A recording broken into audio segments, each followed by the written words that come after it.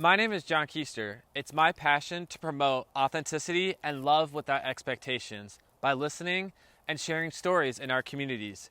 Today we'll be picking up people from public transit and taking them to wherever they'd like to go. And hopefully we'll learn a little bit more about love and authenticity along the way. Welcome to Destinations.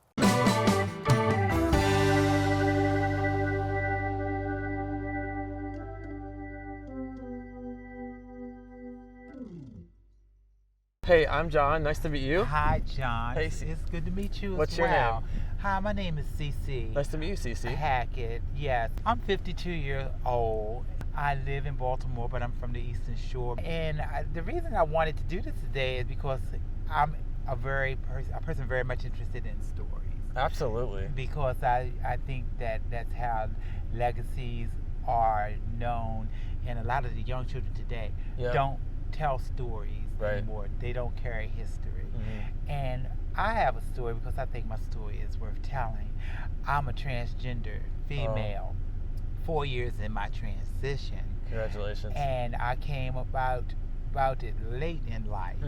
So my whole life is like a new beginning. Yeah. I went through my life and I've done good. I'm a recovering drug addict with 4 years clean and sober. Congratulations. And that 4 years has been a metamorphosis. It just shows the power of change. I'm about to go and get a CDL license, become a partner in a trucking company. I don't know if you're from Baltimore. A lot of people hear the negative stories of Baltimore more, and when you look at it on the news, people can become very desensitized to what's going on in Baltimore and take away from people's humanity. Exactly. There's a lot of human like you. A lot of people here who are genuine and good-hearted people that want to see better things for the community.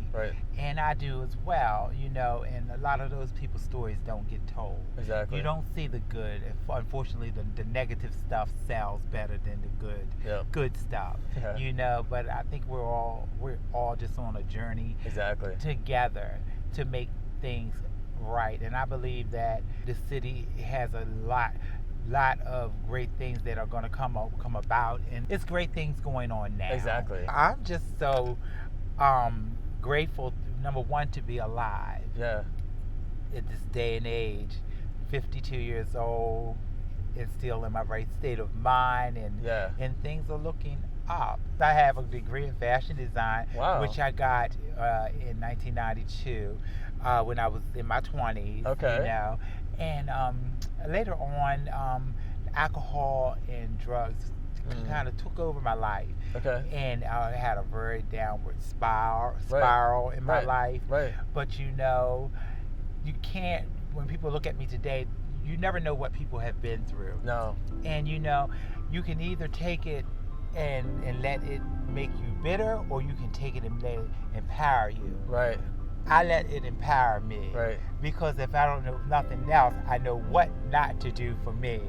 And I know what keeps my life whole and makes me grow. Because I believe that anything that's not growing is dead. And I think we grow until the day we die. So it's really great for this opportunity to just talk to you and express myself. Absolutely. And I hope somebody that's listening to this can realize, transgender woman, anybody that ever felt unempowered, the power lies within you. That's right. You have to make your power. Some people are not, life is not, unfortunately, fair, and it's not always just. But what you have to do is take and find your niche and your way, and keep your mind focused on the assets you do have, what you do, not what you don't have, but what you do have. And you take that little teeny mustard seed of what you do have, and you increase it, and you keep growing, and you keep adding to it, and because life can be scary, and change is scary, but it's something that you have to embrace. I think the problem that most people have, only problem with change is when you try to resist it. Granted, it takes money to live because the bills must be paid. But sometimes you have to go out on a limb and take a chance at things,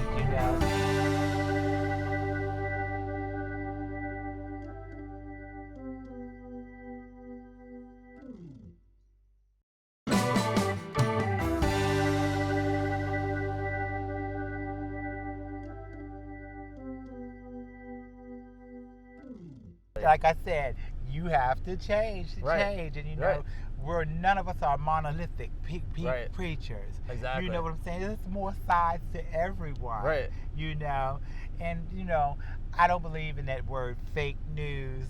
Okay, I think it's overrated and overplayed. But to television and the media shows you people, it puts people in a box. Right. If you don't fit neatly into a box, you're not story worthy. Right. But people are so much more diverse, you know, than what you see. You know, and that's what I embrace. So don't be scared to change, you know. Like you, I'm sure, I don't know who came up with this idea, but that's how everything starts with an idea. When you said stories, it caught me. It caught me, and I'm really hoping that somebody sees this, because the human beings are so brilliant and creative, and we don't tap into a tenth of the assets that our brain can offer. Right. You know what I'm saying? Yes. How do you overcome in your mind when people want to put you down and want to put you in that box of negativity? I know. And then how do you overcome that? What are the words that you use to yourself to help yourself with that? You know what I mean? They may sound cliche, but diamonds are made under pressure. Okay. Yes. Like I said, we can always go in two directions in life. I've been bullied. I've been talked about. I've even been harassed. Physically. I could either become bitter and hate everybody. Or I could use it. I'm able to look beyond and to see the lights at the end of the tunnel. It's something I was born with. Even when I was in the act of addiction, I knew there was a better way. I was raised in a church, and I even spoke when I was groomed to be a preacher. I would say, and even though I'm not a religious person, there is something to be said for the hope that spirituality gives you. You know, I'm not religious, but I'm spiritual. And because I know spirituality just means to me knowing that we are all connected in some way, and no one story is less. We're like a chain. We're like if this country, if this world only knew we share one planet. The chain is only as strong as the weaker link. How can you kill these people and not think that it's going to affect these people? Exactly. You know, everybody's strength. All I see this world is people is weakening each other to get their point across. I hate the word Democrats, Republicans. I mean, why? We are all in one country. We all pay taxes. We're all trying to make the best out of this country. Why the division? Why the division? Exactly. If you really believe that if they really want this country to be stronger, then stop marginalizing. We have to believe and tap into a strength inside of us that refuses to give up. Exactly. You know, that refuses to and do not believe everything that people tell you you are. I think the two most important words are I am. Because what you say afterward defines who you are. You can say I am weak if you want. You can say I am scared. I say that I am worthy. I am strong. I am kind. I am loving. I am smart. I've had to literally do this. You know what I'm saying? Because there's been low points. We've all had low points. You know, everybody. You can't get through this life without some. Like my grandmother used to say, we all have a storm in the mail. We all have something in the mail. And this is what gives us character. So I remain positive, and that's why I want to do this, because I know that there are some transgender women that are scared to leave their house. I am not. I've never been. You know, cautious, yes, but I'm not going to let anybody stop me from living. Absolutely. I am not. And one thing that I dealt with, because I'm in recovery, and I'm a secretary for AA for Catholic Charities here as well. I was saying it to say a lot of people are scared, transgender women are scared to express themselves, and and they become depressed and even suicidal, right. you know. But there is a light at the end of the tunnel.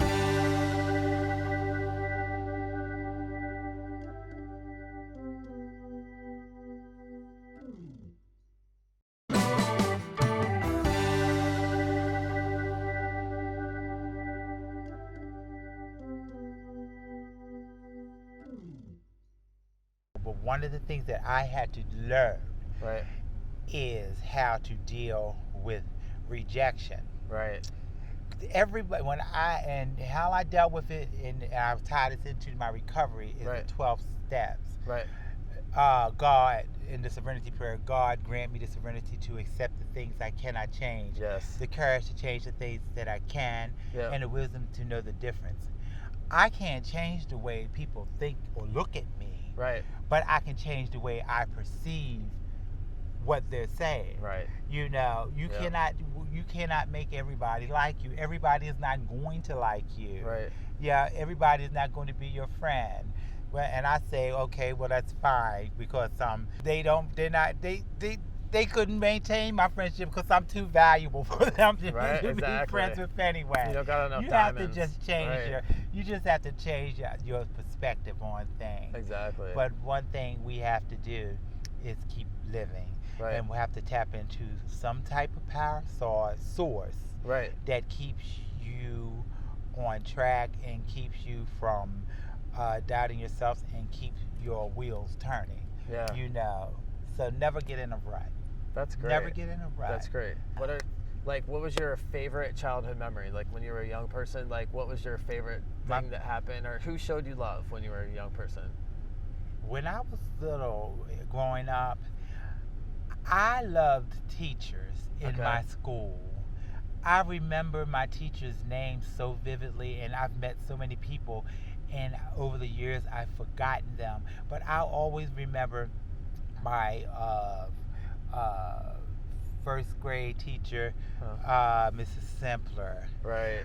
I don't know what it was about her, but she was so magical. Right. You know, I think kids have a way of spotting people that are genuine and good. Mm-hmm. And this lady, when I think about her, it takes me back to my childhood on the Eastern Shore, you know, and growing up, even though it took me years to realize that I was transgender, right. I knew I wasn't gay.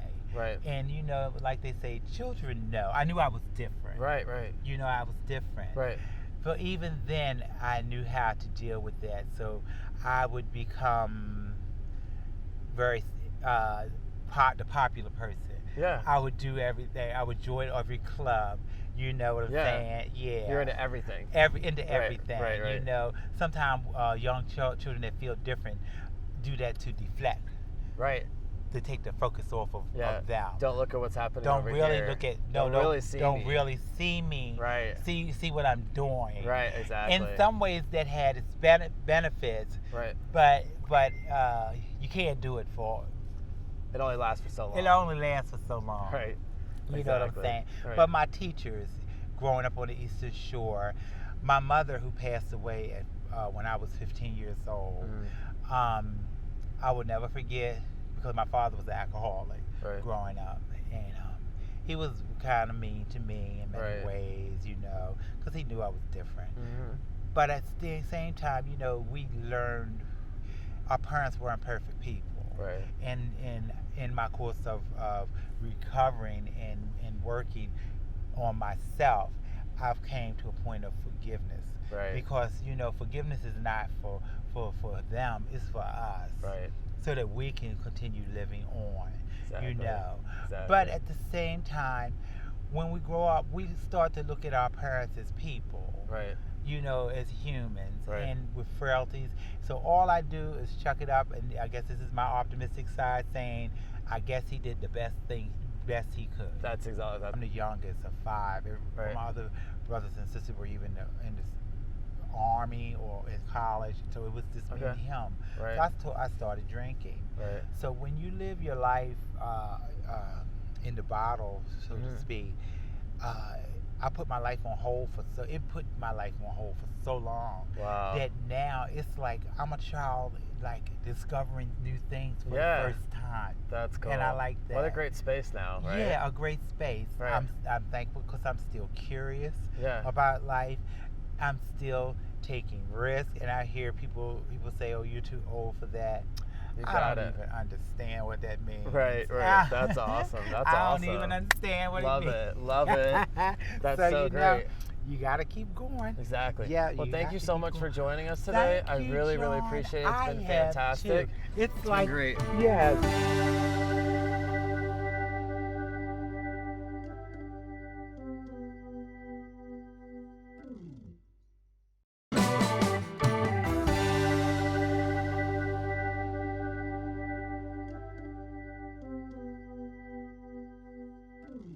So what's your name? Alex. Alex, I'm John. Nice to meet you, man. Thanks so much for coming out. Appreciate it. So, did you grow up in Baltimore? Where'd you grow up at? I grew up over east first because I was born over there. Okay. If I'm not mistaken, John Hopkins. Okay. Stayed over there until like I was 8. Nice. And then moved over here to where I'm at now. I've been there since I was 8 and I'm almost 18, so that's almost 10 years. What was your favorite memory? I mean, I really ain't had too many because of a lot of problems that we had, but one of the main things I enjoyed was always being around my grandmother, my brother, and my father. Okay. Because honestly, it wasn't not really too many people to be around other than that. Right. And the friends I do have, I probably either just met or I met a while ago, but I don't even consider family because they so close. It's just they brothers now. Right. Growing up, like, what was like the worst memory that you've ever had? I have too many to count, but right now it don't get no worse than losing my grandmother. She died last year. Oh, jeez. During August 8th, so it's been like an official year and a couple days now. Right. When I lost her, I thought I lost everything. That's too bad. Yeah, it was heartbreaking at first, losing the only thing you really cherished, and then it was just like, might as well keep going, because ain't no purpose to dying. Right. He's not yet. It's going to come sooner or later. So Yeah. might as well let God have his plan with it. Exactly. Or whatever cosmic force it is. Right. So what did your grandmother do to show you love? Like, what were different ways that she physically showed you love? Spoiled the hell out of me. Yeah? What does that look like? Like, when I say spoiled, we didn't have a lot. Right. That's just need to be known. Like, we had days where we ain't eating nothing, but then it was like, if grandma had it, she gave it to me or my brother. Right. Or, well, both of us, because if he couldn't eat without me, that was dead. Yeah, because he'd have got it, and then he'd have just gave it to me. Right. So we was always getting something. That was always my grandmother's favorite, but my brother was everybody else's favorite, so he never had to worry about too much. Okay. It was always us. So it was just like, I used to have hella. It was just so much. That's like, great. Yeah, we be having nights where we was hungry and grandma got $5. Grandma made something happen with the $5. Either she cooked or she spent the $5 on some food. Right. And either broke it in half with me or she just gave it all to me. Wow. And even then when she did that, she still ate because I refused to eat anything until she started eating with me. Okay. So with your mom and dad, what kind of work did your mom and dad do? Ooh, I don't like speaking about my mother. She wasn't really a person in my life. Okay. But my father, the last job I really remember him had, when I used to live over east, he used to work security for John Hopkins until one day his pass went missing. Then he went unemployed for a while, and now he's in a nice little group that helps people trying to help this or stop the city from doing illegal stuff. If you could tell your mom anything, what would you want to communicate to her? I don't have nothing left to say to her after. I was like, it was after she showed me she ain't want to be in my life, I had nothing left to say to her. Yeah. There ain't no real love or nothing right there, so let's just keep it like that. You wanted to be distant, don't mind leaving it as it is. Right. I mean, my grandmother gone, so, and then I still got my father and my brothers. Right. My brother and my other siblings, so I'm Gucci. Yeah. That's all the real family I need. Absolutely. So what are ways that you show love to other people? Ooh, it's a lot. I mean, just like how my grandmother did me is how I do other people. If I have my last and I see that they're getting close to the same situation I was in, I give them a part of my last. Because I seen how people share and then don't have nothing and they put themselves in a worse position. Right. I can't help those. I can't help others if I can't even help myself. Yeah. with the job I have, I know I got a consistent flow of money. Even if it's a little bit, I know I can get it right back. So if I spend it on someone else or I give it to someone else that needs it, I don't really try to look for too much in return, but I know I always end up getting something in return. And I think that's a misconcept that most people have on me. Like, oh, you only doing it because you know you're going to get it in return. No, I really do it because I don't mind giving it to you. Right. But I already know in the back of my head you're going to give it to me right back. That's why we're as close as we is.